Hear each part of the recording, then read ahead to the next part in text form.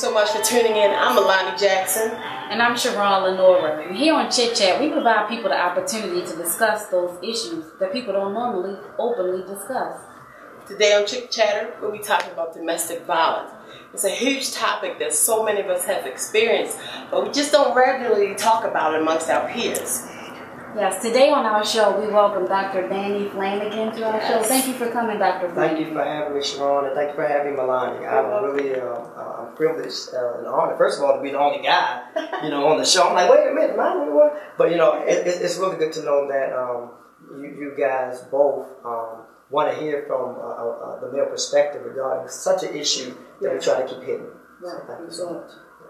Yeah, so, thinking about domestic violence, based on statistics, they say that 1 in 3 women in America has experienced domestic violence in some type or another. That's a huge number of people, and I remember 5 women, it's a good chance that 3 of them have been abused in some type of way, but yet that's not the topic that we talk about. We talk about everything else. We talk about weeds, we talk about but we don't talk about that. Right. And, amongst friends, most of the time, there's at least one in the group who has experienced that. What's that about? I really believe that a lot of people don't talk about domestic violence openly because, they're afraid of what other people might say, what might happen to their family, what might happen to, the whole structure of their family. They don't want to talk about it because they don't want to lose that person. Because a lot of people have been beaten down and, by that male or that female, and they feel like they can't live without that person. Yeah. So, and people talk.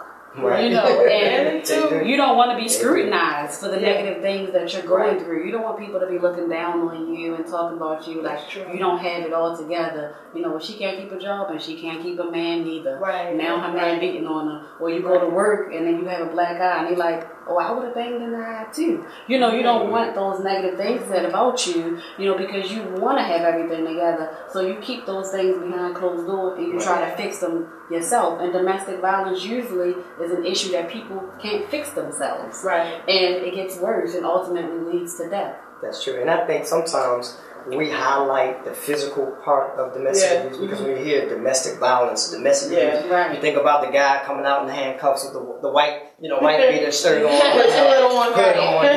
But what about the women and the vice versa, the women that are abusing men, but verbally, sometimes you can really mess somebody up, not just by your fist, but by the words that come out of your mouth. How do you all feel about, that verbal type of abuse? Because it gets overshadowed by the physical, but there are a lot of people who get verbally abused as well. It is, I think you wrote that stuff just as much, as the other things. I think we gotta learn, as children, how to interact.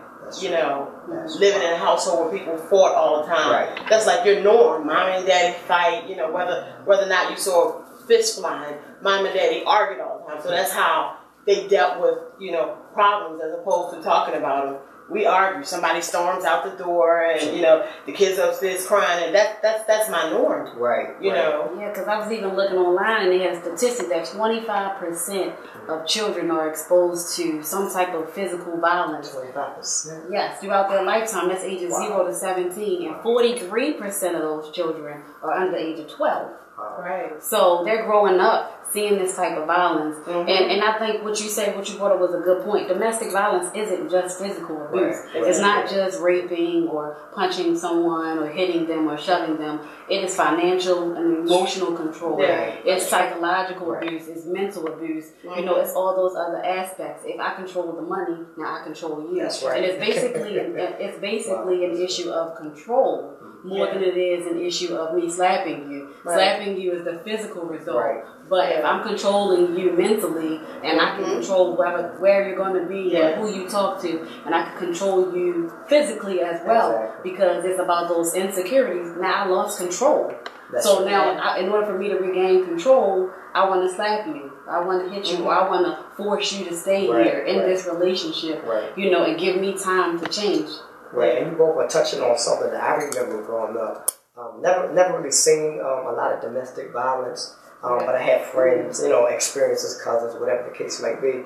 But do y'all remember being on the playground when we used to say sticks and stones, they break my bones, but words will never hurt you? Yeah. And we lived under that, oh, your words don't hurt. But growing up, not knowing how to communicate, not knowing how to channel that negative energy or whatever the case might be, we at least max the fact that, oh, your words aren't hurting me. But hurt people do hurt people. And I think that when we start dealing with this domestic violence issue, we're dealing with a whole lot of hurt people. And it's something to think about, going piggyback on what you said about, the stats and how many children have experienced that. And then, based on statistics, 40% of children who have experienced that go on and repeat that cycle again. Right. And I'm like, so wow, this world is full of a lot of people that are abused and abusers. And it's just not something that people talk about. Right. I mean, I think that it's something that needs to be addressed from childhood. Right. Exactly. Especially considering, when you're a parent who's being abused or an abuser. Right. You have children there and they're learning. Right. Their wheels are turning. Right. While they're crying, but their wheels are turning. Okay, this is how we handle conflict. Right. This is how we do it, with conflict resolution. And then, it just goes on and on. Right. And now all behaviors are learned. So if I'm an infant and I see this until I'm 15, then I'm learning that this is an acceptable behavior. Daddy wanted mommy to act this way, so he slapped mommy, or he called mommy out of her name, and mommy responded in this way, so he got these results.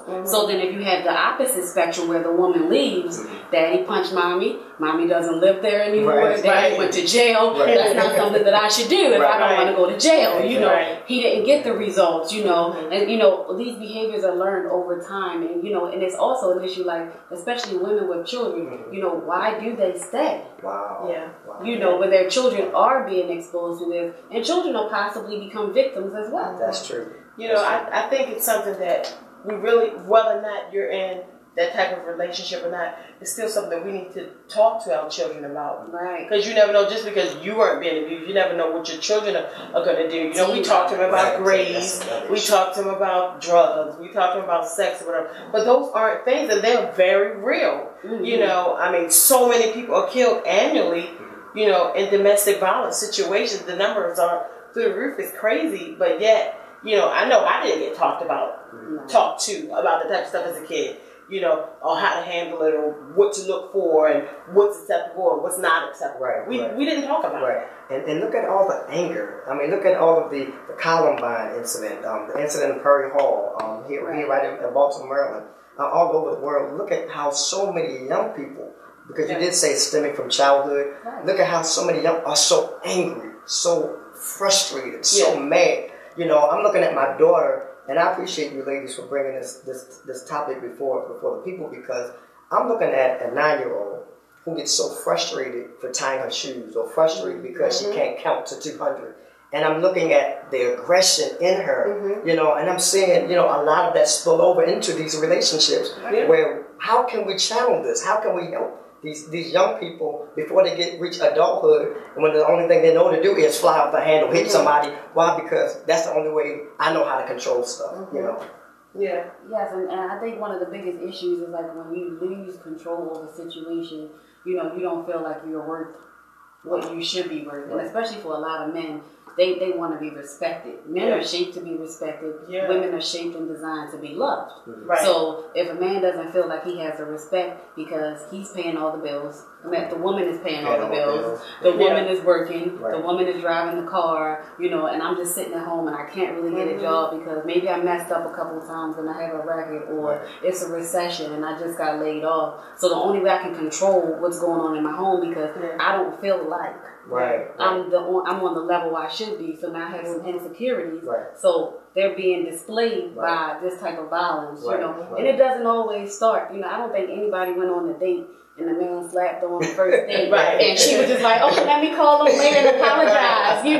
No, it doesn't start like that. It starts with, I met this person and I've been fed all these promises and dreams, and I have expectations now that we are going to be this. And I've talked about it to everybody, and oh girl, I'm going to get married, this is the one, and then now he called me on my name. Right. And I know, you know, I'm not that word, or he makes me feel small sometimes. So, you know, I want his approval because I want this one to work this time. Right. You know, and then when these things start to happen and they start to build up, if you say the same thing to a person over time, eventually they're going to start to believe it. And now he slapped me because I deserve to be slapped because I am those words that he was calling me.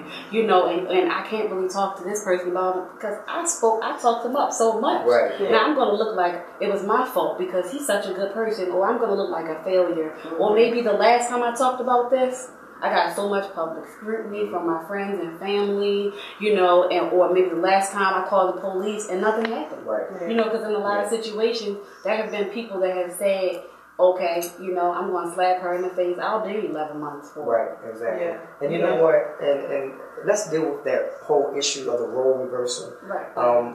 Brothers, please, no negative Facebook, Twitter, you know, if I'm at White Marsh, don't try to, knock me out or anything. But it's a big problem. You know, it's a big problem in the African American community where there are a lot of insecure men. Yeah. You know, insecure because our girlfriends or spouses or fiancés have master's degrees, doctorates, whatever the case may be, making more money, driving a better car, things of that nature. You know, we couldn't get the apartment in our name, so you had to get it in your name, or whatever the case may be. Right. And like you said, it's like, oh, she doing her thing, what am I doing, So it's almost like, because we feel insignificant or insecure in something about, and that's one thing, I know I'm rambling, but there's a lot of things going on in my heart with this topic because, as far as African American males, and I have sons, and I want them to grow up and to become leaders in the community. They don't have to preach like their father. They don't have to write books.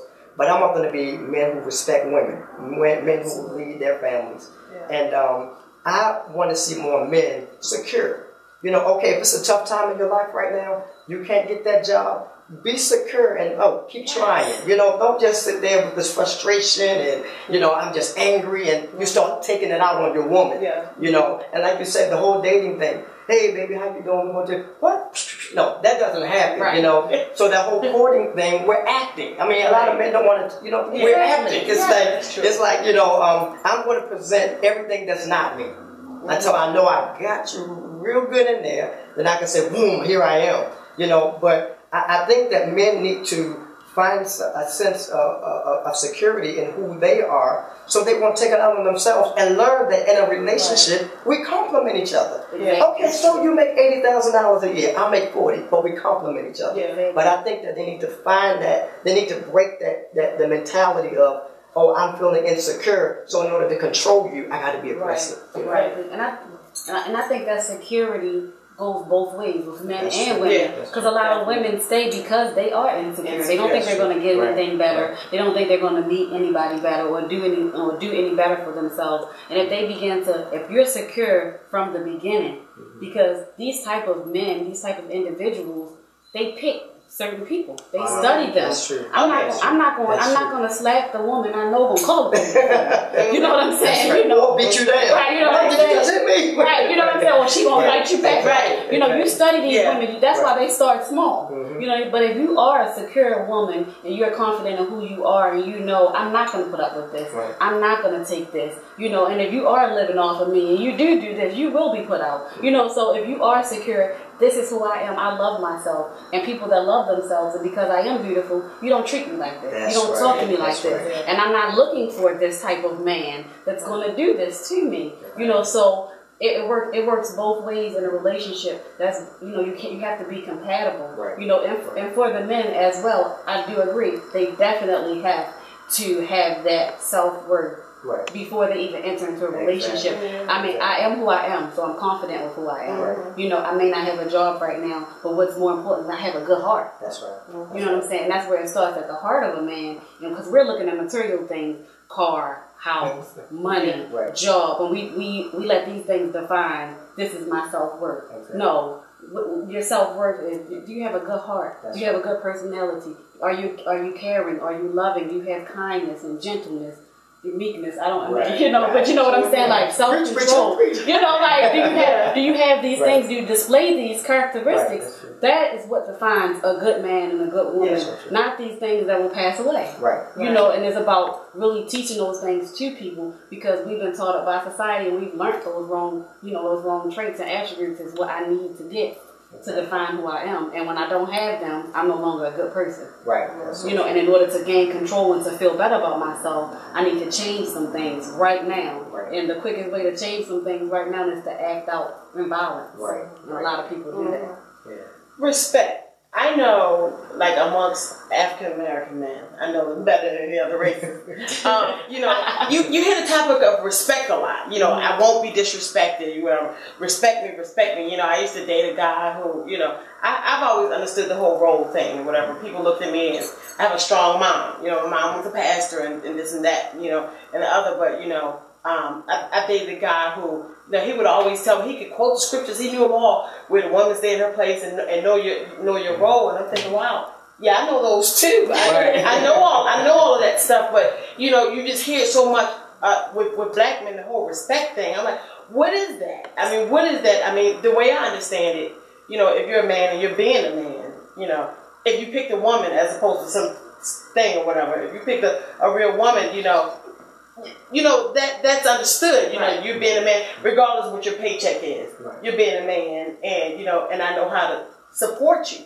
But what is that? I mean, being a man, you know, the whole respect thing. Like, I mean, and I understand that a man needs respect, but you know, in these relationships, like what you were saying with the guy who's saying, "I'll do time. I don't care." It's like, it's major to me. You know, I know someone who was killed about respect. Somebody disrespected him, and you know, and somebody died. It's like, okay, now what? Now you have respect. I mean, I just have to do this because you disrespected me, and I must rectify it. I believe, you know, Melani, I believe that there's a difference between respect and control. And I think that most men don't know how to decipher the difference between, I need to control you, control this house, control the situation, versus respect. Because respect to me goes both ways. You know, you don't have, you know, me set the tone of the house or the relationship where I'm demanding you to respect me, but then in return I don't respect you. So I think that we have to break a whole lot of selfishness. You know, can I say that? And, you know, both male and female, just being selfish, all about me, my wants, my needs. And if you're in a relationship where that person is selfish, it's all about them, you wanna you know, walk into that or open yourself up to that abuse. And it goes back to, like I say, he might be mild mannered and may not ever raise a hand, but his words, you know, his words can do a whole lot of damage. When I started to study the whole abuse thing years ago, abuse is made up of two words: abnormal use, and you put them together. Abuse. When you start abnormally using something, you abuse it because it's not intended for it to be used in that manner. So when a man beats on a woman, physically or verbally, it's simply because he does not know the use or the value of that person. And I think that the whole respect and control thing, we have to know who we're with, their worth, not just their worth, but our own self-worth. So, you know, to kind of touch on that, because there's no other brothers here to help me out, you know, to kind of touch on that, I think that there has to be clarity on respect and control.